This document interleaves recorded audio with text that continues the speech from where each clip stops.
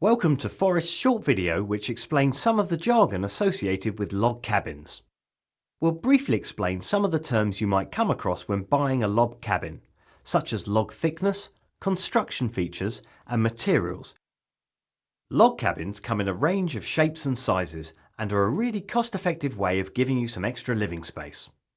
When you're deciding on which cabin to buy, you'll need to think about what you want it to be used for.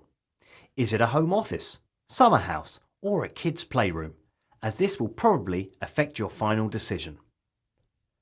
The logs used in the construction of these buildings are precision cut to form a six-sided profile which slots together as the cabin is built up.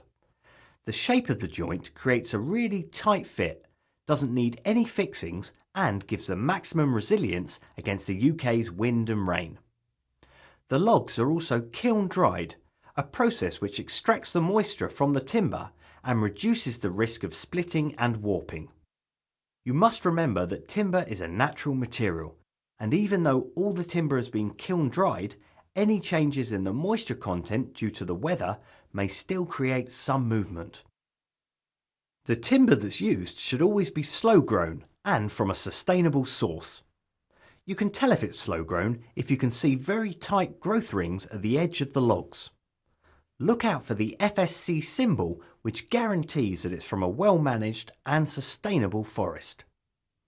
Log cabins are available in various wall or log thicknesses, from 28mm, 34mm or 44mm. A cabin built with thicker logs will be more robust and better insulated and is more likely to be double glazed, making it ideal as a home office. Windows in log cabins are glazed with standard 4mm glass and will either be single or double glazed. You can tell this by looking into the corners of the windows. If you can see a metal strip between two panes, then it's double glazed.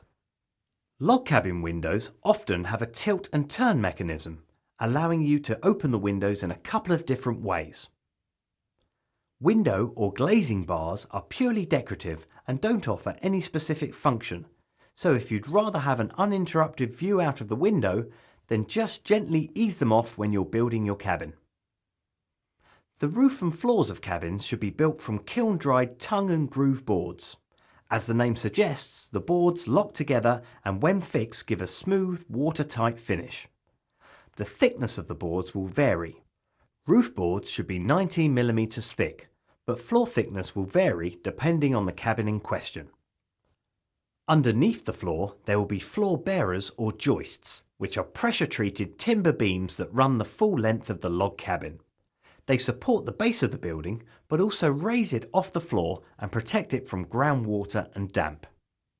Although the tongue and groove roof is watertight, there is always the risk that the slightest movement in the timber may let water in, so the roof should always be covered with either roofing felt or felt shingles. Roofing felt will do the job, but felt shingles are thicker and create a more attractive roof covering. Felt shingles take longer to install as they're strips of felt shaped to give the appearance of individual tiles.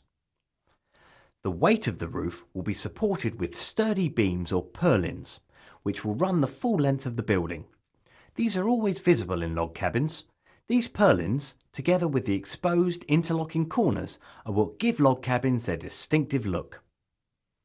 Finally, log cabins are supplied in raw, untreated timber, but should always be treated with a preservative within 2 weeks of being built. There are lots of natural timber coloured treatments available, but a great way to finish a cabin would be to paint it with a high-quality paint coating. For more videos, visit forestgarden.co.uk, the UK's favourite garden timber supplier.